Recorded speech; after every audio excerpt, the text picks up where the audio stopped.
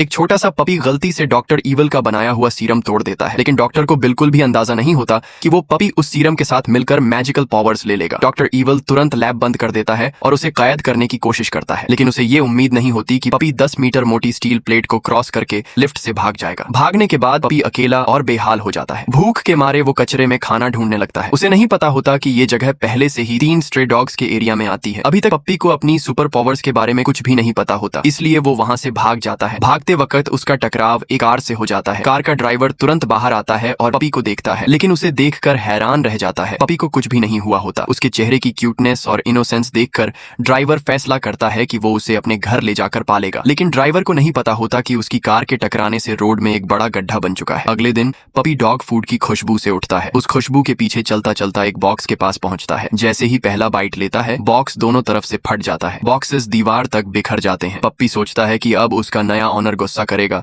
तो वो साफ करने की कोशिश करता है। तभी एक पोस्टमैन घर पे आता है। आवाज सुनकर पपी खिड़की से भौंकने लगता है, लेकिन पोस्टमैन उसे डांट देता है। पप्पी जोर से भौंकता है और भौंकते ही खिड़की का ग्लास और पोस्टमैन की चश्मे का लेंस टूट जाता है। पोस्टमैन डर के मारे भाग जाता है। पोस्टमैन के जाने के बाद पप्पी मुड़कर देखता है। सोफा के नीचे एक टेनिस बॉल होती है। वो उसे लेने दौड़ता है, लेकिन गलती से पूरा सोफा उठा लेता है। थोड़ी देर बाद उसका ओनर जैक घर लौटता है। जो दृश्य वो देखता है उससे वो स्टन रह जाता है। उसे लगता है कि घर में चोरी हो गई है। तभी उसे एक आवाज सुनाई देती है जो कह रही होती है कि मैंने किया है ये सब। जैक हैरान हो जाता है, घर में कोई नहीं, फिर ये आवाज कहां से आई? जैक मजाक में पप्पी से पूछता है कि क्या तुम कह रहे थे? जैसे ही पप्पी जवाब देता है, दोनों चौंक जाते हैं। दोनों को यकीन नहीं होता कि वो एक दूसरे को समझ सके। फिर जैक पप्पी को डेबी से मिलाने ले जाता है, लेकिन उसे नहीं पता होता कि डेबी के पास भी एक छोटा सा कुत्ता होता है। पप्पी उस पर फिदा हो जाता है। फिर पप्पी अपनी पावर्स दिखाने लगा है। जैक ये सब देखकर स्टन रह जाता है ताकि कोई और उसे न देख ले। जैक उसे कहता है कि चुप रहो। फिर जैक पूछता है, और क्या पावर्स हैं तुम्हारे पास? पप्पी तुरंत टेस्टिंग शुरू करता है। उसे पता चलता है कि वो सिर्फ दूर तक देख ही नहीं सकता, बल्कि दूर की आवाजें भी सुन सकता है। तभी उसे सुनाई देता है कि डेबी मदद के लिए चिल्ला रही है। पप्पी बिना सोचे समझे शहर की गलियों से भागता है, लेकिन उसे पता ही नहीं चलता कि वो दौड़ते वक्त हवा में उड़ रहा है।